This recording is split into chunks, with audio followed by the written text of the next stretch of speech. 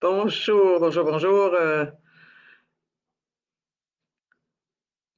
Nous sommes jeudi matin et puis aujourd'hui, à la lumière de certains événements, j'avais le goût de faire un direct pour parler de vérité. Des vérités que j'ai déjà sues, que j'avais oubliées, qui s'étaient noyées derrière un océan de mensonges, entre autres, dû aux nombreuses influences qu'on a eues. La plupart d'entre nous, ici, il n'y a pas personne de centenaire dans mes auditeurs, alors on ne peut pas se rappeler trop de avant, avant le nouvel âge.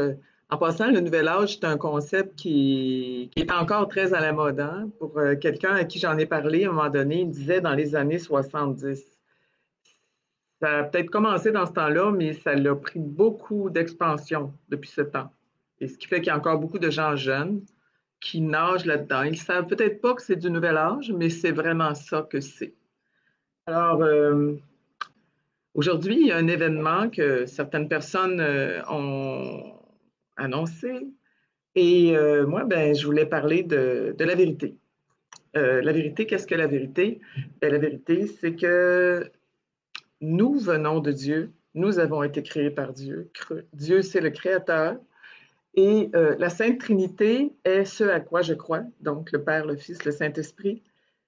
Et bon, il y a beaucoup de choses qui ont été véhiculées, que je voyais hier, entre autres, sur la page d'une de ces personnes, comme quoi le problème, c'est la séparation. On ne devrait pas prendre, comment je dirais, donc. Et pourtant, oui, il faut les séparer. C'est vraiment pas, c'est pas qu'ils sont les deux côtés d'une même face. Ça, c'est un concept, comment je dirais, assez nouvel âge, là, tu sais, le manichéisme, autrement dit, comme si le mal avait besoin du bien. C'est pas tout à fait ça. C'est que Dieu nous permet, par ses grâces, d'extraire du bien du mal. Ça ne veut pas dire qu'il le croit nécessaire. Ça veut dire qu'à cause de la faute originelle, le mal est entré dans l'homme, donc l'attirance vers le péché, l'attirance vers le bas, comme la gravité. Et à partir de là, toutes les générations qui ont suivi, il y avait toujours comme une espèce d'attraction vers, et là je vais parler d'un concept aussi qui a été très, très dilué à travers le Nouvel Âge, le concept du péché, le concept du mal. Donc, c'est donc pratique de penser que le péché n'existe pas. Et on aimerait ça. Hein?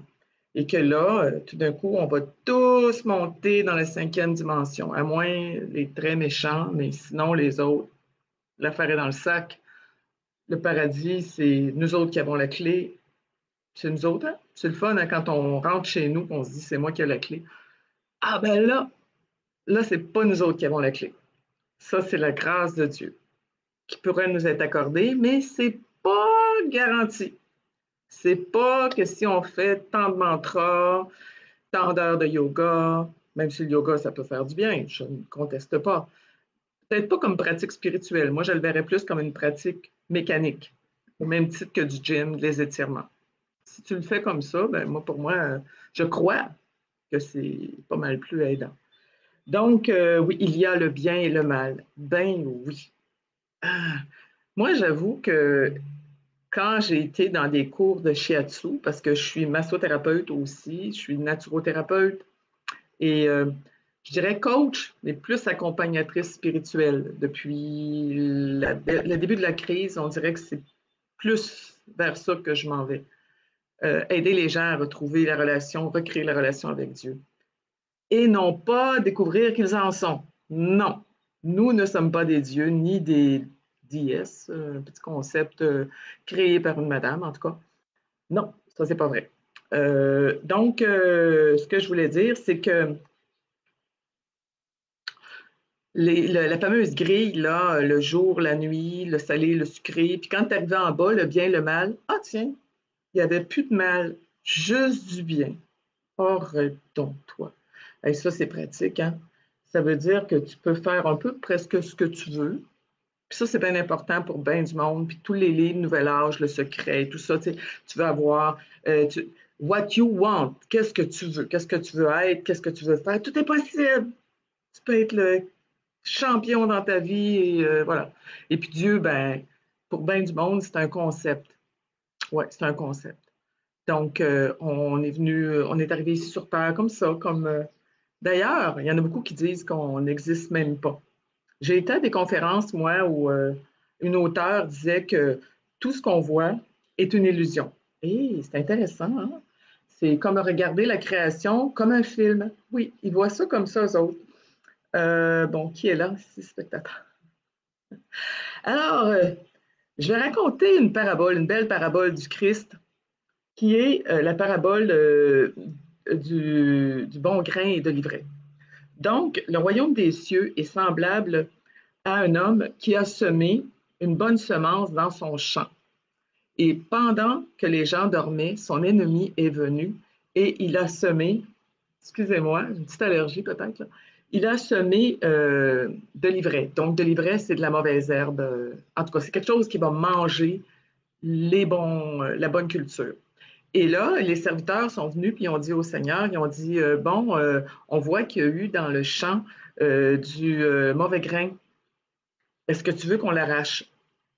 Il a dit non, laissez-le pousser, et parce que si vous l'arrachez, vous pourriez arracher du bon en même temps. Mais quand viendra le temps de la moisson, je prendrai l'ivraie, je le mettrai en botte et je le jetterai au feu. Et le bon grain ira dans mon royaume, qui est le royaume des cieux. Alors, voyez-vous qu'il y en a une séparation. Il va en avoir une.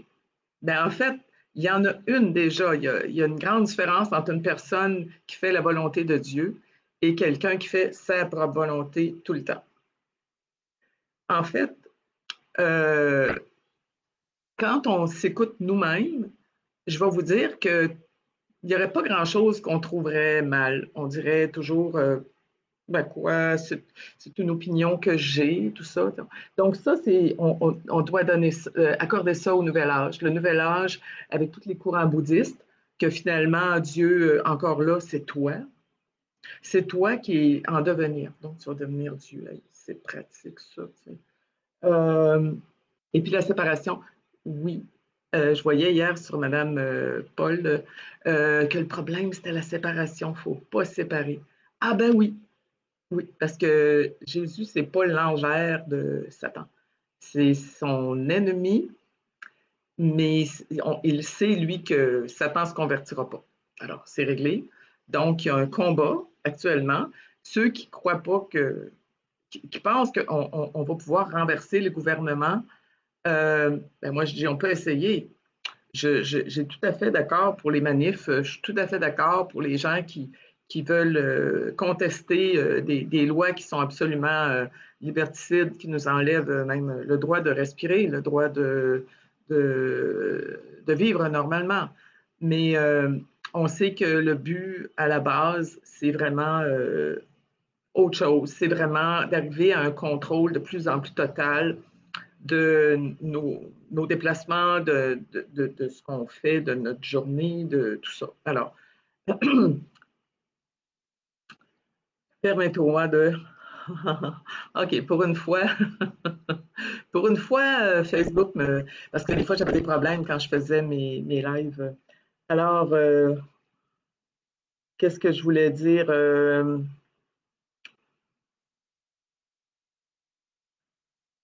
Donc, c'est ça, c'est quand même traverser la crise actuelle, c'est quand même exigeant. Je dois savoir, est-ce qu'il y a des gens parmi ceux qui m'écoutent qui mettent du temps dans la prière? Ça, c'est une autre affaire que je veux discuter. C'est que prier puis méditer, c'est deux activités différentes. On peut méditer durant qu'on fait le chapelet, les mystères du Christ, comme par exemple sa passion, euh, sa naissance et tout le cheminement qu'il a eu dans sa vie, dans le passage qu'il a fait ici. Et aussi, je veux préciser, parce qu'il y a eu quelques évangélistes qui ont dû sûrement se retirer de mes amis ou encore qui ne verront surtout pas ça.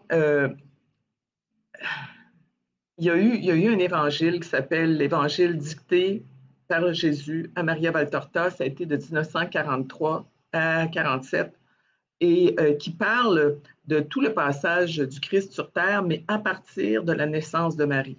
Parce que ceux qui croient que Marie est une femme ordinaire, vraiment pas. Elle a été la mère du Christ et quand il était dans son ventre, il était vraiment conçu du Saint-Esprit. Donc, Joseph n'est pas le père biologique de Jésus. Pas du tout, du tout. C'est son père adoptif.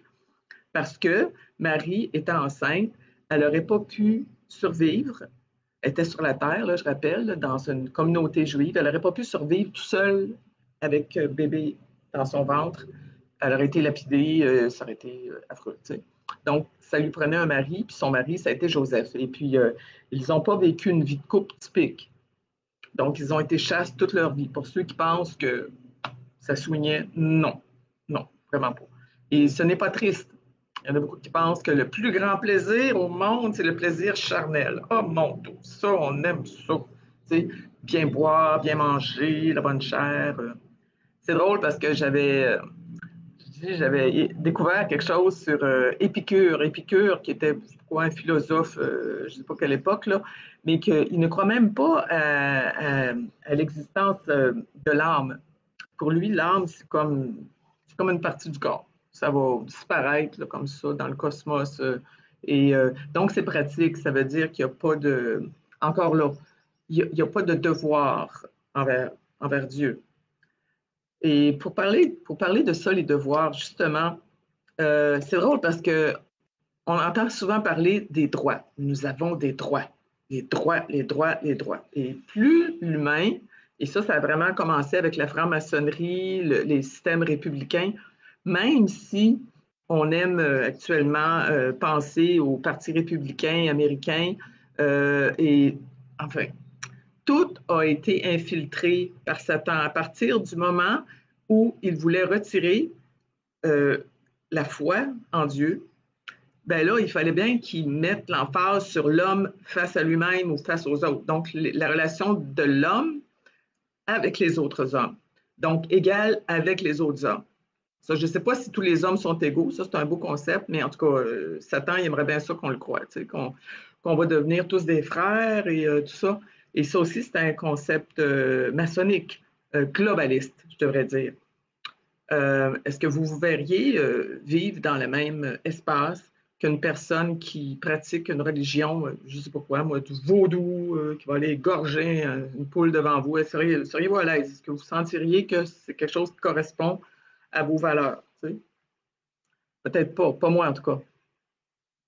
Donc, ce concept de liberté, égalité, fraternité, c'est un concept, comment je dirais, de maçonnique. C'est ça.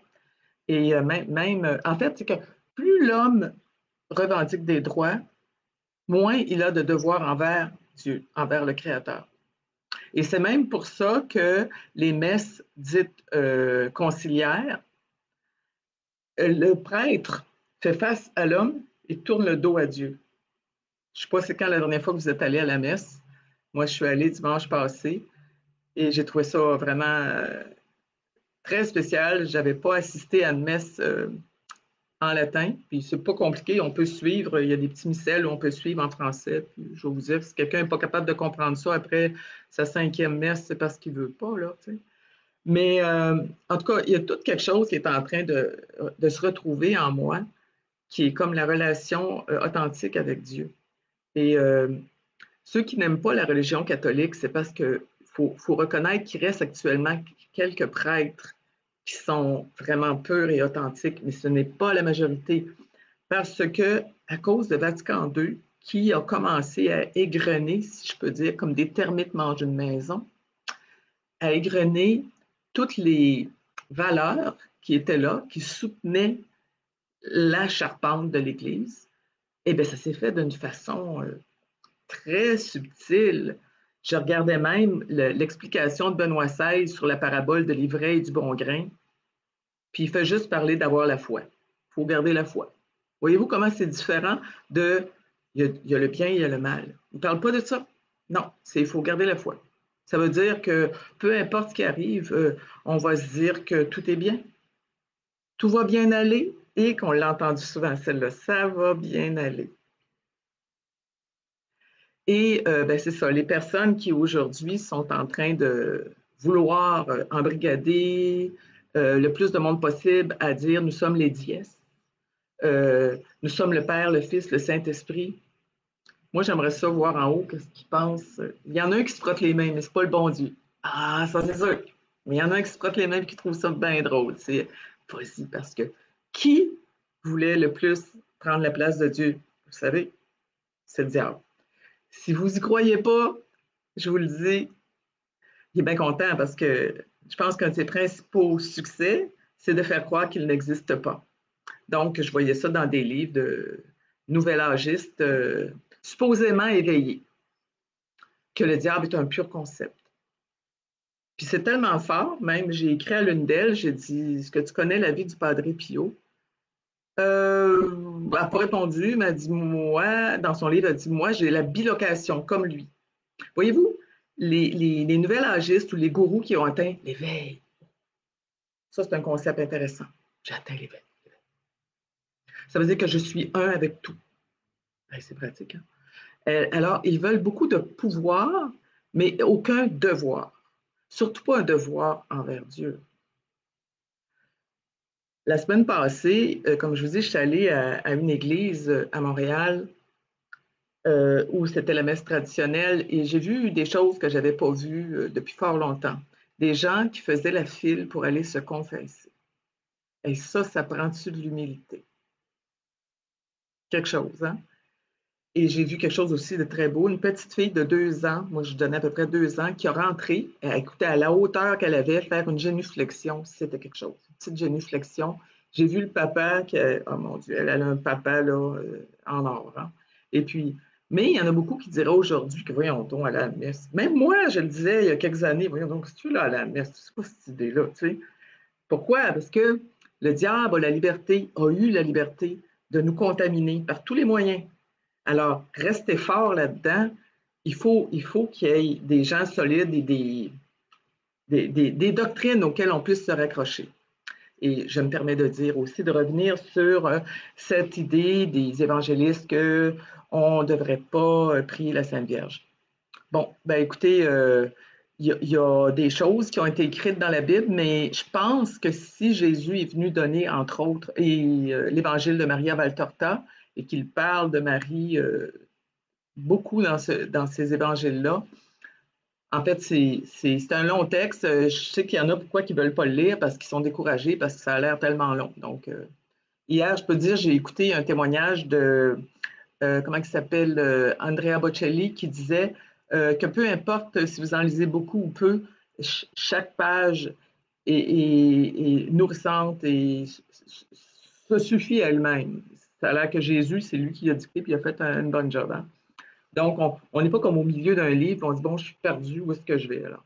C'est sûr que c'est beaucoup, 9000 pages. Je pense pas, puis il y en a qui les ont enregistrées. Il y a une fille merveilleuse, là, que je vous mettrai le lien, là, qui a enregistré ça en audio. Alors, ça s'écoute comme un charme. Vous pouvez écouter les moments où, quand il a choisi ses apôtres, les endroits où ils allaient méditer, parce qu'il a fait un cheminement avec ses apôtres, il les a choisis. Il a dit, entre autres, je sais que vous n'êtes pas parfait et je le savais quand je vous ai choisi. Alors, toute cette notion d'enfer, là, c'est fort, hein? Comme si il suffisait, comment je dirais donc, il faut presque pas qu'on ait aucune souffrance à endurer, puis qu'on puisse aller au ciel, là, ce qu'ils appellent la cinquième dimension, et puis que euh, la porte est ouverte, comme une porte de grange, tu sais. Mais par contre, ça prend presque rien pour aller en enfer. Tu sais, je pense pas que c'est le message que Jésus a donné. Je pense pas. Sauf que son message a été beaucoup dilué, intoxiqué, comment je dirais, trafiqué par toutes sortes de pseudo-philosophies au travers des années. Qui est là? Bonjour, bonjour, bonjour, bonjour, bonjour. Euh, Oui, certains, Michel Archange, défendez-nous dans le combat. Oui, j'ai fait le chapelet aujourd'hui, puis j'ai fait l'invocation à Saint-Michel Archange parce que présentement, Je pense qu'il doit être là pour nous supporter. Donc, qu'est-ce que je voulais dire? C'est que le bien et le mal, entre autres, ça n'a rien à voir avec le yin et le yang. Je trouve que c'est l'affaire la plus absurde au monde que j'ai entendue. Yin, c'est le bien, yang, c'est le mal. Arrête donc, toi. C'est pas du tout ça. Euh, Moi, je trouve qu'il y a des concepts, des fois, dans des philosophies. Ça, c'est même plus ou moins une philosophie, là. C'est le système oriental pour, mettons, l'acupuncture ou, si on veut. Et puis là, ils vont dire yin, c'est réceptivité, yang, c'est action. Je ne vois pas bien mal là-dedans. Tu peux faire du mal en faisant rien, en étant justement, en t'impliquant pas, tu sais, puis ou tu peux faire du bien en étant dans l'action. Alors, le degré, ben là, c'est pour ça qu'on a une conscience, mais cette conscience peut être parasitée, puis à un moment donné, si quelqu'un se met à glisser, il se pourrait qu'il se retrouve à faire des choses plus ou moins honorables, mais la conscience, elle diminue à ce moment-là. Fait que là, tu deviens moins conscient, moins conscient, moins conscient.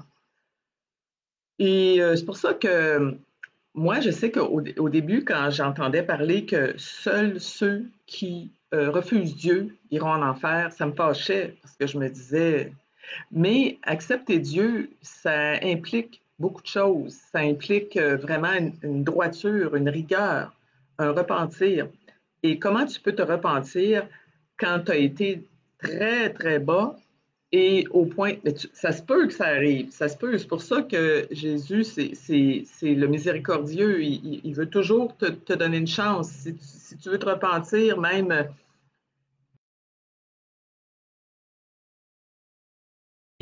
pour un condamné, et elle avait dit, ça va être mon premier. Et quand il était prêt à aller sur la potence, il s'est retourné puis a embrassé la croix. Donc, il s'est repenti. Est-ce que ça va être le cas de tous ceux qui font du mal? C'est sûr que non. On le sait. Il y aura de l'ivraie, il y a déjà de l'ivraie et il y aura du bon grain. Et en fait, même si c'est un peu fatigant, suivre Jésus et c'est quelque chose qui demande de la discipline, surtout en ce moment. Et ce que j'entendais aussi, c'est qu'il a parlé à différentes, comment je dirais, comme Luisa Picaretta, puis il lui a dit, si tu me suis, il y aura de la souffrance parce que tu vas partager celle que je porte pour vous sauver. Mais il y aura des grâces. Fait que ça aussi, le concept de sauver, et qu'il y en a qui sont inconfortables. Je n'ai pas besoin de un sauveur. Moi, on va me sauver moi-même. Tu sais. Bonne chance. Bonne chance.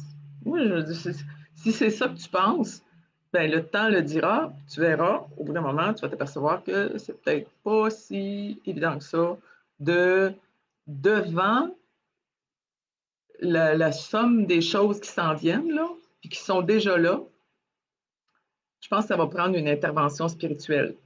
C'est ce que je pense vraiment. Jetez un coup d'œil. Présentement, euh, alors ce que je voulais dire, j'espère pour vous que depuis le début de cette crise, vous avez fait des prises de conscience qui vous ont enrichi intérieurement. C'est mon cas.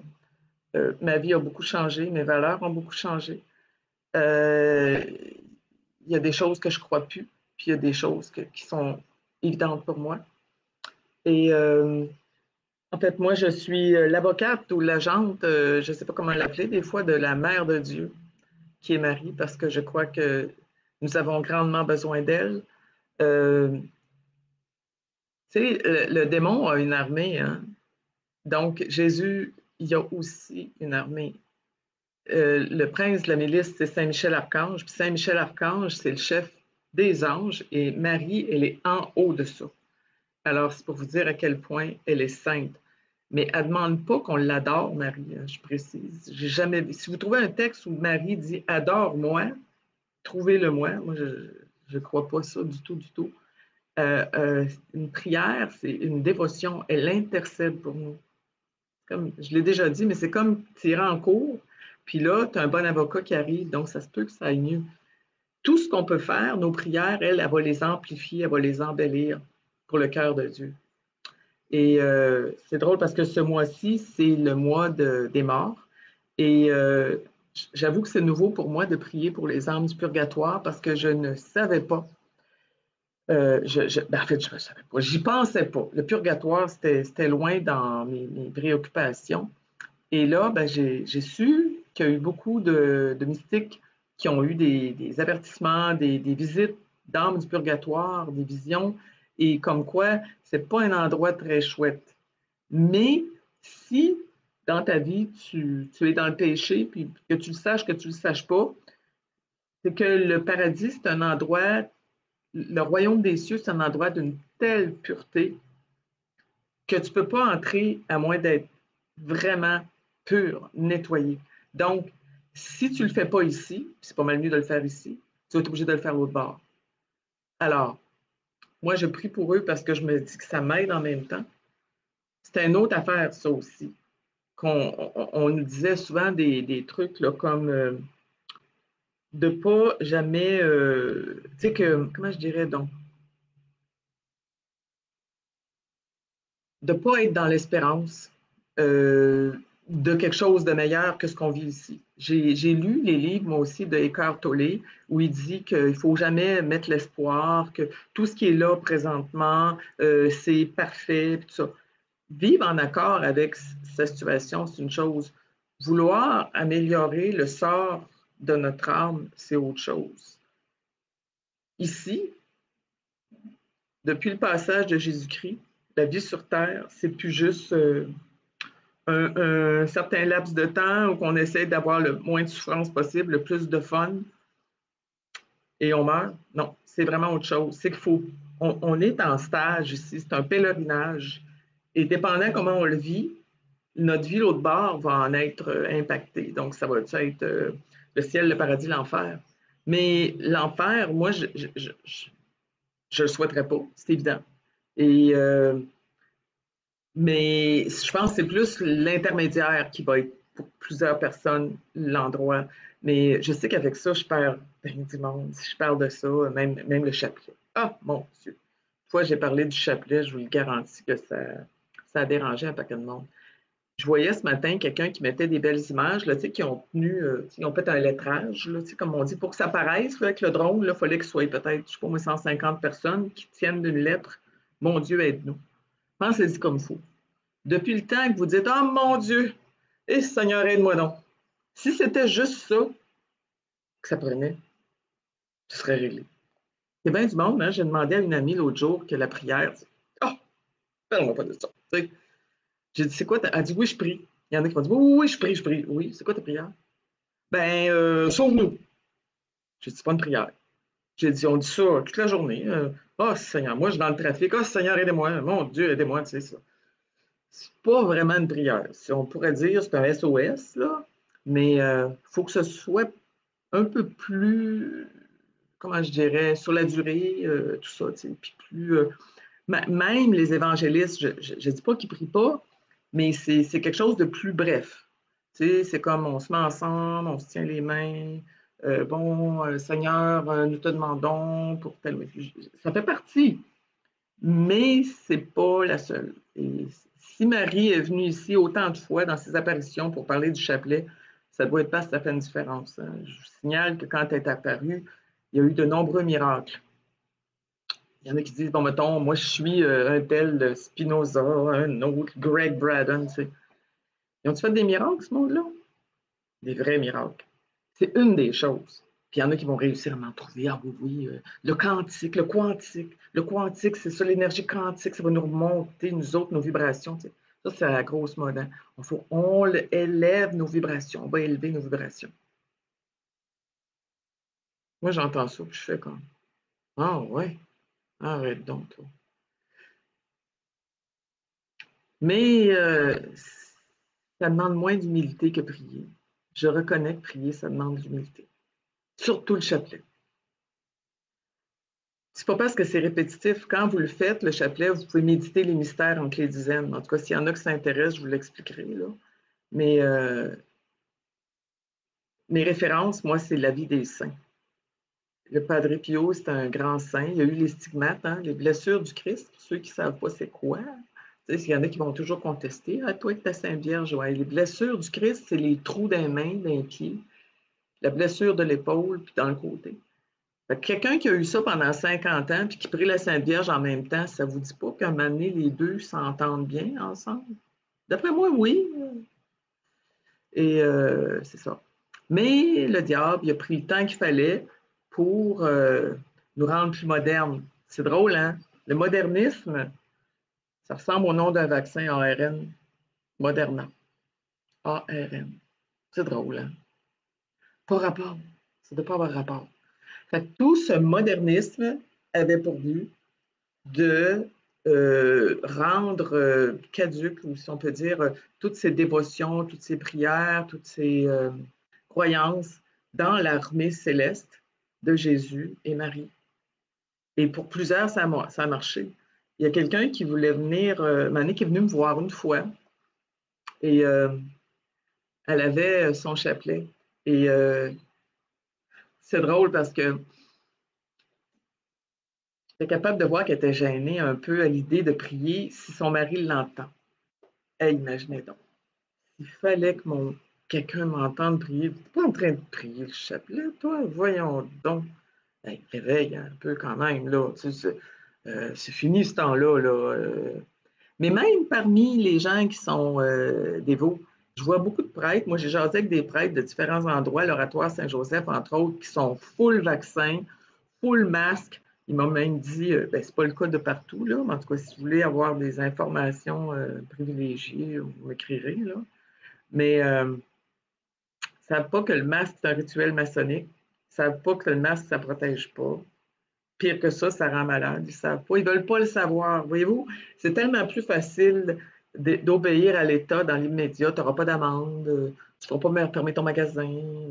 Toutes des choses comme ça. Avec quoi qui nous tient, le diable? C'est avec l'insécurité financière, l'insécurité, que ce soit au niveau de la santé. Hier, je suis allée prendre une marche dans la nature, puis j'en ai vu du monde masqué. J'en ai vu du monde là, qui, peut-être pas masqué dans le bois, là, mais qui étaient là ici. Là, sont prêts. Là. Oh, si je m'approche, là, ils vont le remettre là. T'sais. Et puis, la pandémie, je dis, il n'y a pas eu de pandémie. Il y a eu juste une crise médiatique de peur. C'est ça qu'il y a eu. Donc, ce que je voulais dire, c'est que c'est ça. Au niveau spirituel, il faut falloir pour beaucoup de monde mettre de l'ordre là-dedans.